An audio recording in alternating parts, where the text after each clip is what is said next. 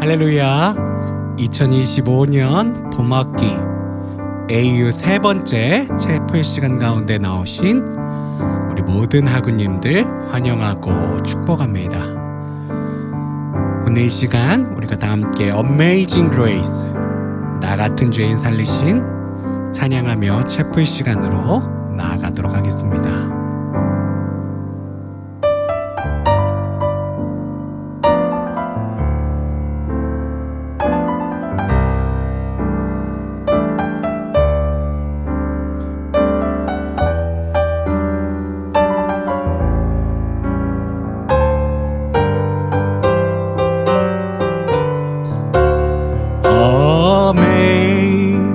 Amazing grace, how sweet the sound that saved a wretch like me. I was lost, but now I'm found. Was blind, but now I see. 나 같은 죄인 살리신 준혜 놀라워.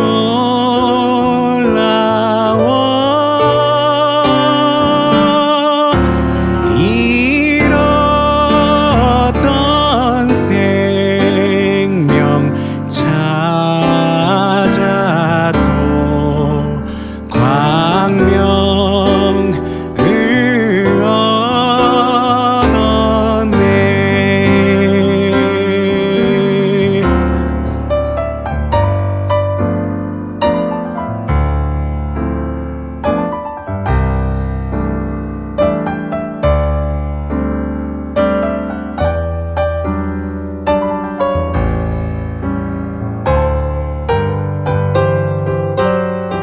큰 죄야, 큰 죄악에서 건지신 준혜 고마워.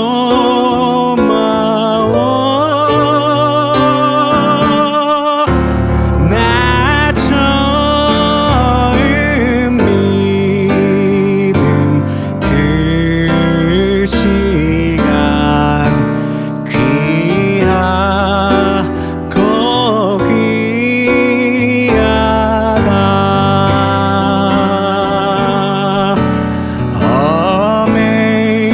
Amazing grace, how sweet the sound that saved a wretch like me. I was lost, but now I'm found. Was blind, but now I see. Was blind, but now I see.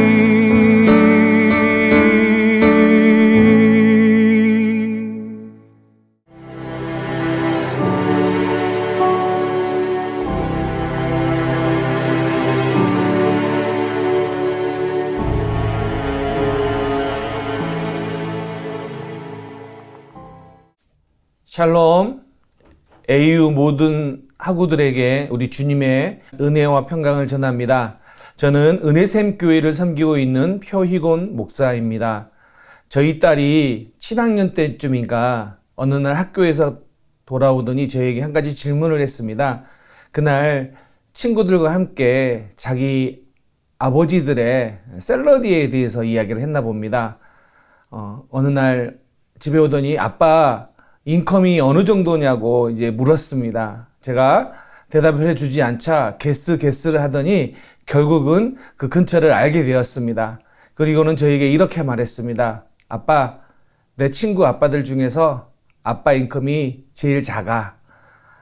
그렇게 이야기를 하고 시간이 지난 어느 날 저희 딸이 타코를 먹고 싶다고 해서 타코 트럭에 갔습니다. 그런데 그때 어느 한 멕시코 분이 저에게 오더니 타코를 하나 사줄 수 있냐고 물었습니다.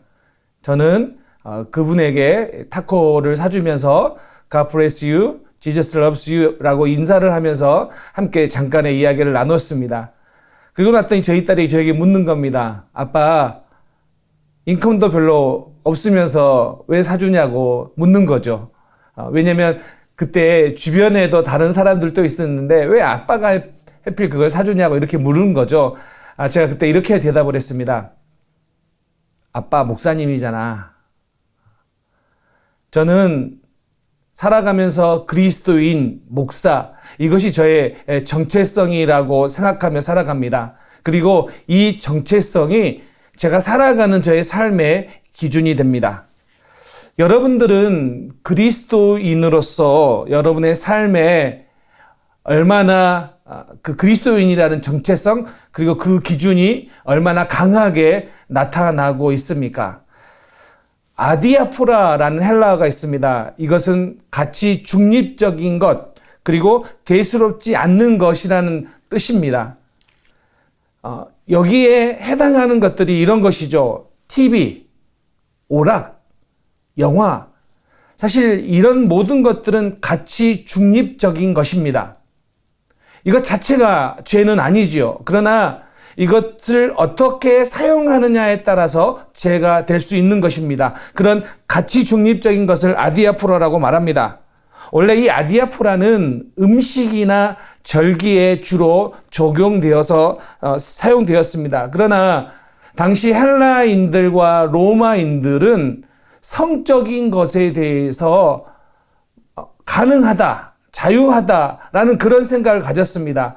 그런 생각들이 고린도 교회 안에 들어왔고 일부 고린도 교회 교인들이 그것을 그들의 삶에도 적용했던 것입니다. 그래서 모든 것이 내게 가하다라는 것을 음행에도 적용했습니다. 오늘 본문에서 바울은 그런 원칙들을 이야기합니다. 고린도전서 6장 12절에서 모든 것이 내게 가하나 다 유익한 것이 아니요 모든 것이 내게 가하나 내가 무엇이든지 얽매이지 아니하리라.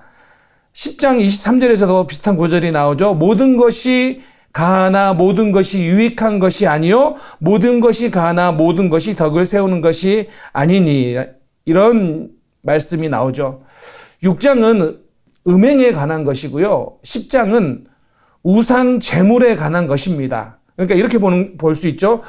6장은 어떻게 보면 좁은 의미에서의 음행에 관해서 이야기하는 것이고 넓게 보면 우리의 삶의 전반적인 것, 모든 것에 대한 바울의 이야기입니다. 모든 것이 가하다고 해서 모든 것이 자유하다고 해서 모든 것이 유익한 것은 아니다라고 말하는 것입니다.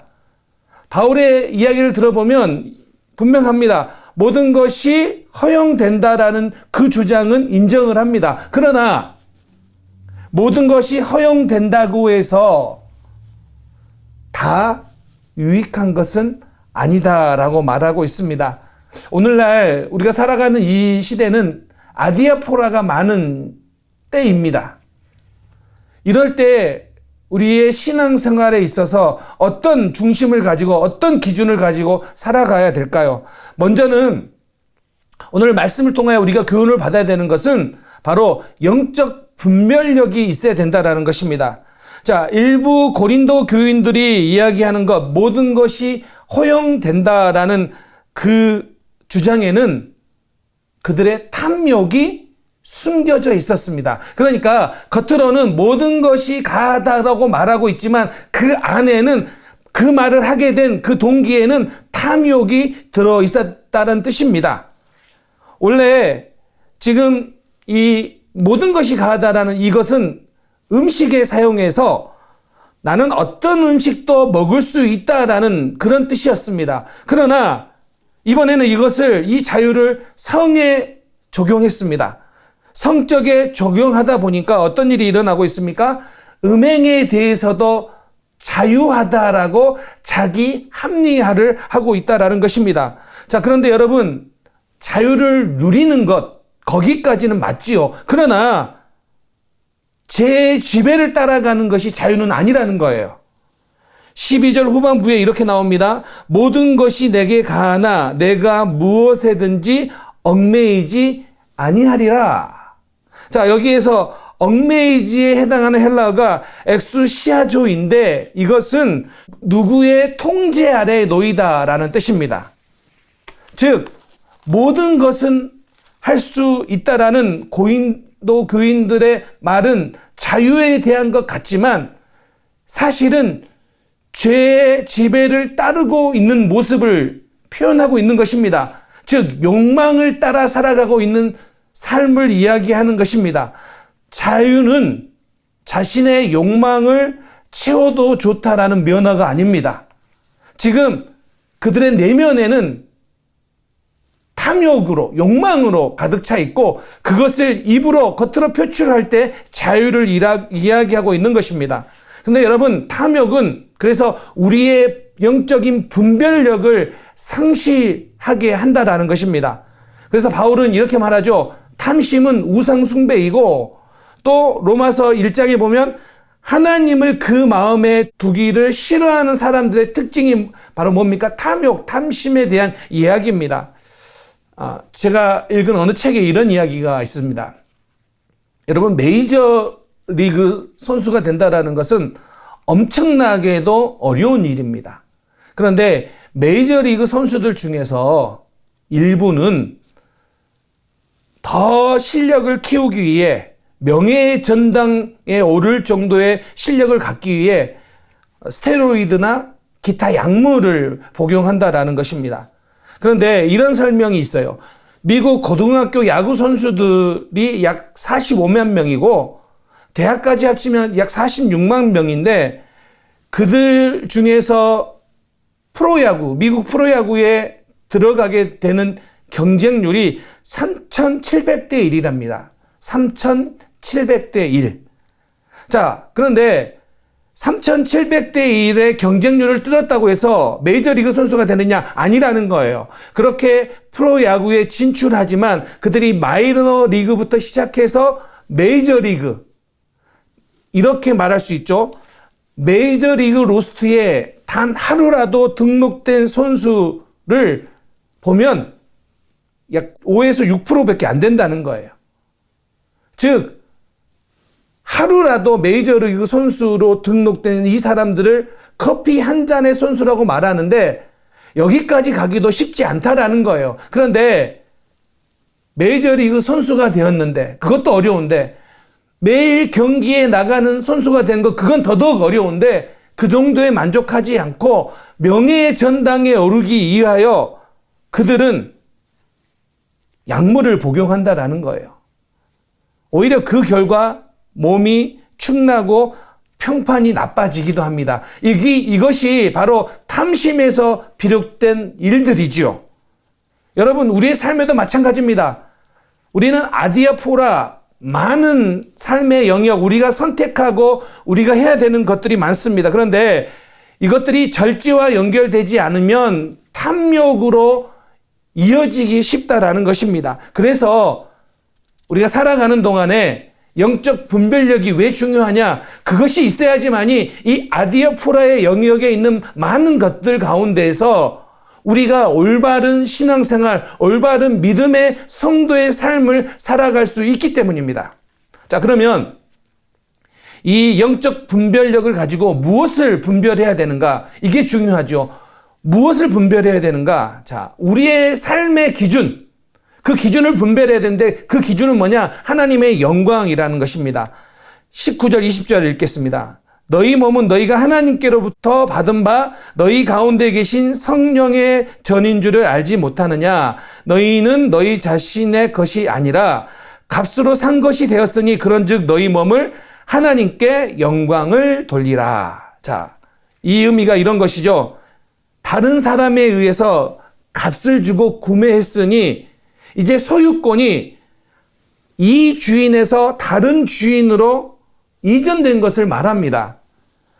그리스도께서 성도들을 구속하셨으니 이제 주님의 소유로 그분의 손길에 보살핌을 받는 그리스도께 속한 자로 살아가라라는 것입니다. 자, 구속받은 성도들은 이 세상에서 살아가는 일상의 삶의 기준이 있어야 되는데 그 기준이 뭐냐? 하나님의 영광이라는 것입니다.